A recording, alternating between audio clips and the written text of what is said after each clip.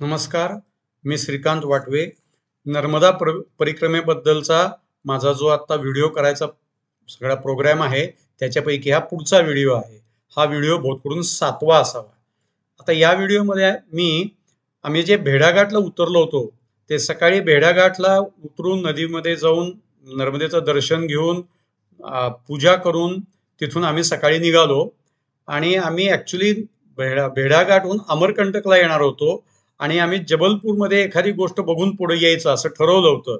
पण आम्हाला 5-6 लोकांनी असं सांगितलं की रस्त्याचा विचार करता तुम्हाला संध्याकाळपर्यंत अमरकंटकला पोचून जर का काही विधी करायचे असतील तर तुम्ही वाटेत कुठं वेळ घालवू नका. मग त्याप्रमाणे आम्ही अमरकंटकमधनं निघायला थोडासा उशीर झाला कारण नदीवर सकाळी जाऊन पूजा बिजा करून आलो आणि आम्ही जबलपूर गावाच्या शेजारून गेलो. फक्त जबलपूर गावाच्या गर्दीत आत गेलो नाही.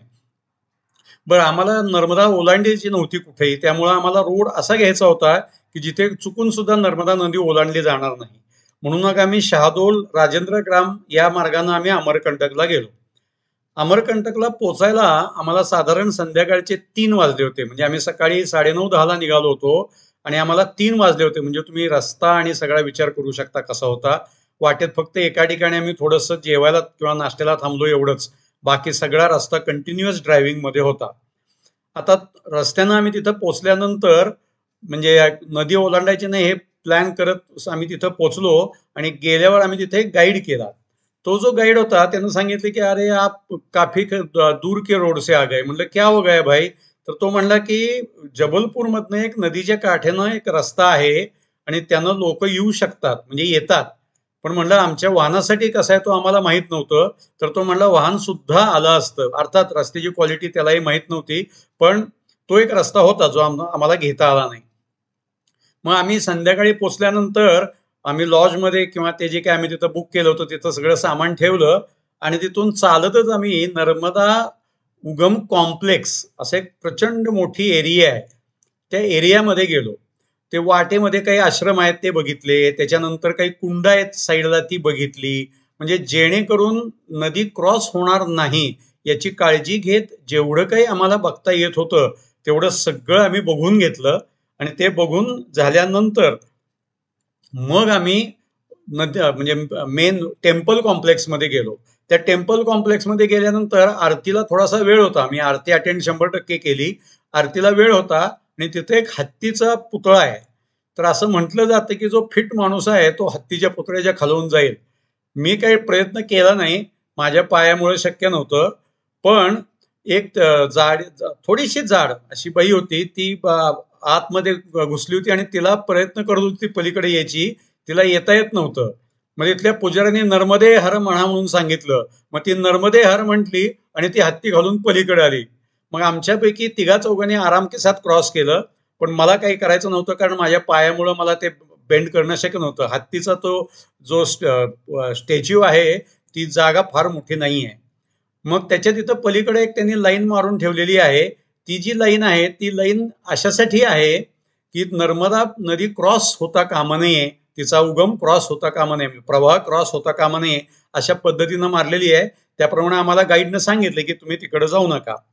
न परत आल्यानंतर तो गाईड म्हणला की आता थोडा वेळ आहे आपल्याकडे तर काही गोष्टी आपल्याला आज बघून घेता येतील. मग त्यानं काय केलं तर आम्हाला तो तिथनं कपिलधारेला घेऊन गेला. आता ही जी कपिलधारा आहे तिथं कपिल मुनींनी नर्मदा नदीला थांबवायचा प्रयत्न केला होता, परंतु नर्मदा नदी थांबणं शक्यच नव्हतं. त्यांचा तिथं आश्रम म्हणा मठ म्हणा असं तिथं म्हणजे वास्तू एक आहे कपिलधारा म्हणून, कपिल मुनींची वास्तू तिथं आहे. तर तो जो धबधबा आहे तिथं तो 100 फुटाचा धबधबा आहे. खूप मोठा धबधबा आहे आणि मस्त मजा येते. आम्ही तिथं बसलो, तिथं मक्याचं कणीस वगैरे खाल्लं आम्ही. तिथं थोडंसं आम्हाला आतमध्ये त्यांनी जंगलामध्ये जाऊन काय काय दाखवलं तिथलं. मग तिथून आम्हाला तो घेऊन गेला ज्वालेश्वर महादेवला.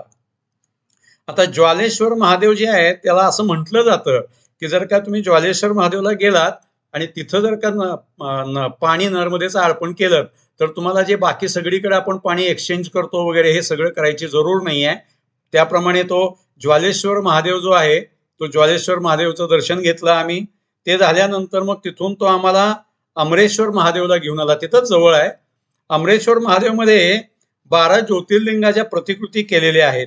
त्या खूप सुंदर प्रतिकृती आहेत. त्या सगळ्या प्रतिकृती त्यांना आम्हाला दाखवल्या वगैरे सगळं झालं. ते सगळं करून मग तो आम्हाला सर्वोदय जैन मंदिराकडे घेऊन आला आणि सर्वोदय जैन मंदिराकडून मग आम्ही आमच्या लॉजवर परत आलो होतो आणि तिथून मग आम्ही मगाशी सांगितल्याप्रमाणे संध्याकाळची आरती वगैरे सगळं बघितलं होतं. तर हा सगळा प्रकार आम्ही केला आणि त्यानं दुसऱ्या दिवशी आम्हाला काय सांगितलं की दुसऱ्या दिवशी सकाळी तुम्हाला माईका बगीच्यामध्ये जायचंय आणि माईका बगीच्यामध्ये गेल्यानंतर तुम्हाला क्रॉस करायचा नाहीये नदी, तर त्यासाठी कसं जाता येईल, काय जाता येईल हे सगळं मी तुम्हाला सांगेन असं त्यानं आम्हाला सांगितलं. तर एवढं त्या दिवशीचं प्रेझेंटेशन आहे. तर तुम्हाला त्याचे बरेच फोटोही बघायला मिळतील. जेवढे शक्य आहेत तेवढे फोटो आम्ही टाकलेले आहेत. तरी कृपया आभार म्हणजे आम्ही तुमचे आभार मानतो आणि नर्मदा मैयाचे आभार मानतो की आम्हाला तिच्या उगमस्थानापर्यंत आम्हाला जाता आलं आणि आम्हाला तिचं दर्शन घेता आलं. नर्मदे हर, नर्मदे हर. धन्यवाद. नमस्कार, मी श्रीकांत वाटवे बोलतोय. मगाचा व्हिडिओ चालूच आहे, त्यातच कंटिन्युएशन आहे, फक्त पुढच्या दिवशीचा आहे म्हणून मी थोडासा ब्रेक घेतला. दुसऱ्या दिवशी सकाळी आम्हाला त्यांनी आवरून घ्यायला सांगितलं आणि आम्हाला तो माईका बगीच्यामध्ये घेऊन गेला.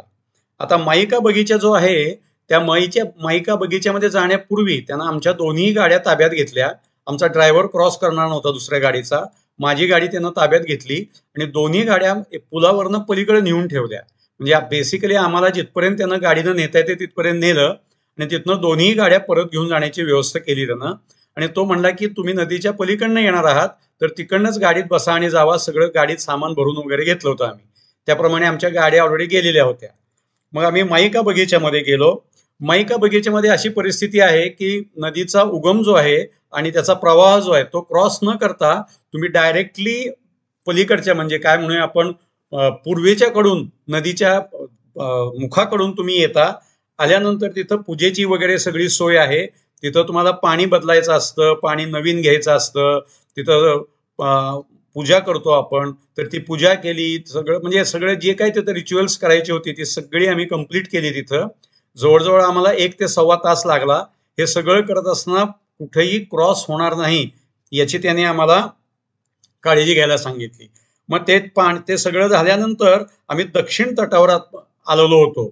आता हा जो दक्षिण तट आहे, ह्या दक्षिण तट आणि त्यांनी जे काही केलेलं आहे म्हणजे सिस्टीम, त्याप्रमाणे तिथं हे विंध्य पर्वत आणि सातपुडा पर्वत जिथे एकत्र येतात त्या ठिकाणी माईचा डोंगर आहे, मकाईचा डोंगर आहे. या मकाईच्या डोंगरावर आम्ही तिथं होतो, त्या म्हणजे मेन ठिकाणी. तिथं 2 नद्यांचा उगम होतो, एक नर्मदा आणि दुसरी सोन. ही जी नर्मदा नदी आहे ती पश्चिमेकडे वाहती आणि सोन नदी आहे ती पूर्वेकडे वाहती. आता ते जे पूर्वेकडे वाहणारी नदी आहे ती आणि ह्यांचंही काहीतरी असं एक हिस्टॉरिकल गोष्टी सांगितल्या जातात. मी त्याच्या डिटेल्समध्ये जात नाही, पण ती पूर्वेकडे जाऊन गंगेला मिळते फायनली आणि ही नदी समुद्राकडे जाते. आता हे जे स्थान आहे पूर्ण अमरकंटक, ह्या अमरकंटकला तीर्थराज असं म्हणतात. तीर्थराज का? तर तीर्थराज म्हणजे सगळ्यात मोठं तीर्थ जिथं सगळे साधू संत मुनी देव सगळे येऊन गेलेले आहेत, असा तो जो काही पार्ट आहे त्याला तीर्थ म्हणतात आणि ह्याला तीर्थराज म्हणतात. आता ते तीर्थराज बघून झाल्यानंतर आम्ही मग ती जी नदी आहे दुसरी सोन नदी, तिचा धबधबा आणि तिचा उगम, त्याच्यानंतर तिथं असणारी काही देवळं आहेत, सुंदर देवळं आहेत, ती सगळी आम्ही बघितली. देवळं बघत बघत बघत आम्ही दक्षिण किनाऱ्यावरून पुढं आलो. नंतर आम्ही तिथं सोनमुंडा धबधबा बघितला. त्याच्यानंतर श्रीयंत्र मंदिर बघितलं. नंतर तिथे एक मंदिर आहे की जे मंदिर फक्त ठराविक दिवशीच उघडतं, तर ते आम्हाला आज जाऊन बघता येणार नाही, त्याचे फोटो आम्ही टाकलेले आहेत. तिथे एक आणखीन गोष्ट होती ती म्हणजे मार्कंडेय ऋषींचं आश्रमाचं ठिकाण होतं तिथं. आता मार्कंडेय आश्रमाची म्हणजे महत्व असं आहे की हे पहिले ऋषी आहेत की ज्यांनी नर्मदेला परिक्रमा कुठल्याही ट्रिब्युटरीचं पाणी सुद्धा न ओलांडता केलेली आहे. त्यांना खूप वर्ष लागलेली होती, म्हणजे जवळजवळ 70-80 वर्ष लागली असतील कदाचित, पण त्यांनी ती सगळी प्रदक्षिणा सावकाश चालत त्या काळात केलेली आहे. आणि त्या आश्रमामध्ये ते जिथं ध्यानाला बसायचे त्या झाडाखाली तुम्हाला बसता येतं. त्याच्यानंतर तुम्हाला आतल्या बाजूला जाता येतं. त्याच्यानंतर पुढे आल्यानंतर एक आर्किओलॉजिकल डिपार्टमेंटचं सेक्शन आहे की ज्याच्यामध्ये काही आत टेम्पल्स आहेत ती करता येतात. तर हे सगळं तो भाग करून परत आम्ही दक्षिण किनाऱ्याच्या देवळाकडे आलो.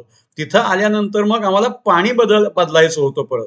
तर आम्ही त्या कुंडामध्ये जाऊन पाणी बदललं, त्याचाही फोटो टाकलेला आहे. त्यामुळे तिथं पाणी बदल केला.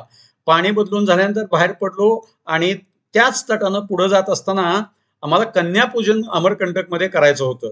मग तो आमच्या बरोबरचा गाईड होता, तो एका शाळेमध्ये घेऊन गेला. मग तिथं आम्ही कन्यापूजन केलं, त्यांना खाऊ दिला. त्याच्यानंतर शाळेच्या वस्तू काय काय त्या सगळ्या दिल्या. म्हणजे जे काय आमच्या बरोबर साहित्य होतं, जे द्यायचं होतं ते आम्ही सगळं दिलं. आणि तिथून आम्ही पुढे गेलो. आणि मग गेल्यानंतर नदीचं क्रॉस केल्यानंतर जो काही भाग आहे त्या भागाच्या तिथं आमची गाडी आलेली होती आणि रेंटेड व्हेकल पण आली, दोन्ही गाड्या आलेल्या होत्या. आणि तिथून आमचा त्या दिवशीचा प्रवास सुरू झाला. वाटेत एक आपले जे मुनी आहेत त्यांनी काय काय काय काय लिहिलेलं आहे, तर तो जो पॉइंट आहे तो त्याच बाजूला आहे. तर तेही आम्ही बघितलं आणि बघून आम्ही तसंच पुढे गेलो. तर अशा पद्धतीनं आमचा त्या दिवशीचा प्रवास झाला. धन्यवाद. नर्मदा कृपा आमच्यावर असल्यामुळे आमचा हा प्रवास होऊ शकला. आपणही सर्वजण ऐकत आहात ह्याबद्दल धन्यवाद. धन्यवाद. Thank you very much. सबस्क्राईब करा, लाईक करा, म्हणजे आम्हाला आणखीनही करता येईल. थँक्यू.